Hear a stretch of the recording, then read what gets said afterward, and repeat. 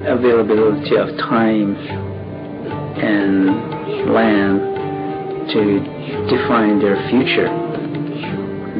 I think that self-determination is the essence that explains this entire realm of existence of indigenous peoples to survive.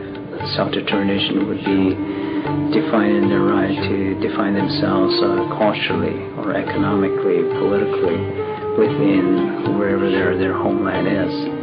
Currently, this has been denied by the colonizers. The colonizers are really defining ways to limit the rights of the possibilities of indigenous peoples.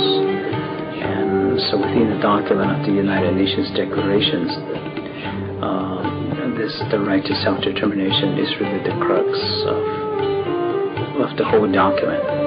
And it's something that indigenous peoples are fighting for. I encourage all relevant parts of the UN system to build partnerships and assist the Permanent Forum in implementing its mandate. The Permanent Forum is this very special body. For the first time at the United Nations, we've had this type of body where indigenous experts sit at the same level, around the same table with governmental experts. 8 indigenous nominated, 8 government nominated, and they have to make recommendations and decisions based on their common wisdom. This is what the forum is about. It is at a very high level, but it brings together this dynamic, the indigenous dynamic and the governmental dynamic together. It has an amazing input from indigenous peoples themselves. It has the highest participation of all actors, governmental, non-governmental, at any of the sessions of a regular body of the United Nations.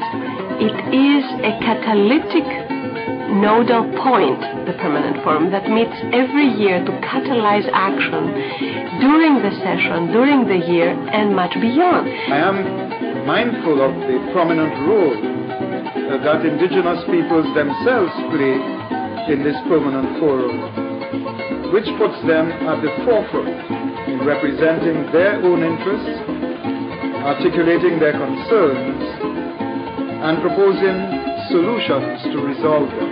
The Permanent Forum is a subsidiary organ, and it's an advisory body to the Economic and Social Council. And the mandate of the Permanent Forum is in 6 areas, which is education, health, culture, human rights, environment, and social and economic development.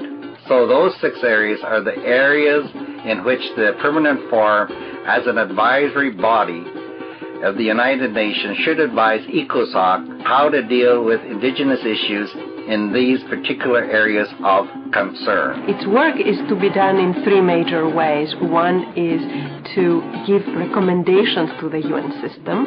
The second way is through raising awareness about indigenous issues and also promoting coordination and the mainstreaming of indigenous issues. And the third, by producing relevant material. One of our chief messages is to ensure that indigenous peoples who were previously marginalized and often left out of things are included in everything that we do. Yo creo que es una gran vergüenza para los gobiernos y para las Naciones Unidas que no incluyeron dentro de las metas del milenio a los pueblos indígenas. Los derechos, la identidad, la dignidad y la cultura de los pueblos indígenas. Pero es tiempo de superar. Yo creo que tenemos 10 años para quitarnos esa vergüenza. Indigenous peoples are not captured in the statistics and therefore not addressed very often in public policies. This is a reality, so we have to face that. When you talk about Millennium Development Goals, then of course you have to talk about free, prior, informed consent, because you cannot just take away, you know, the lands of indigenous peoples without their consent. Our land! That's right. Or bring in development projects there without their consent, because in the end it might mean destruction for their own communities, and that I think is the problem with the same problem when we talk about gender, that when you bring in projects or when you come up with policies, then you have to be very sure that gender equality is also essential in these projects. And I think for financial institutions, who are the ones who are the main funders of development projects, these two principles, gender equality, gender balance, and free prior informed consent, should really be essential and central into all the policies that they adopt for the projects and their programs. Free, prior, and informed consent. This is crucial, and the forum is really tackling these extremely difficult issues. They are huge issues. So these are challenges, but we are all together in this. That's the point I want to make, that you have indigenous peoples, governments, and the UN system working together, and the Permanent Forum is a facilitator of this effort. The interagency group that works with the forum now is finding that it is helping us organize and coordinate our work better.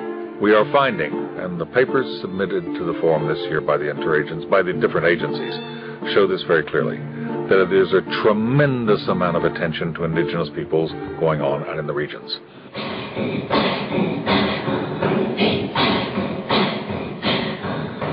Вообще, что может дать, или как мы, члены постоянного форума, уже находясь в структуре ООН, можем сделать так, чтобы все то, что мы нарабатываем, да, не только мы, а все структуры ООН по коренным народам, вообще как это может дойти до тех общин, ради которых в принципе создался и постоянный форум, и многие другие форумы и организации.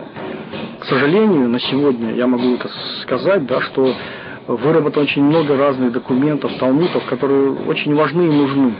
Но если все-таки не будет на самом деле того, что эти талмуды будут как-то влиять реально на жизнь коренных народов, то нет смысла, или как сказал мой один хороший друг, они очень хороши, эти талмуды, потому что ими хорошо разжигать в печке огонь.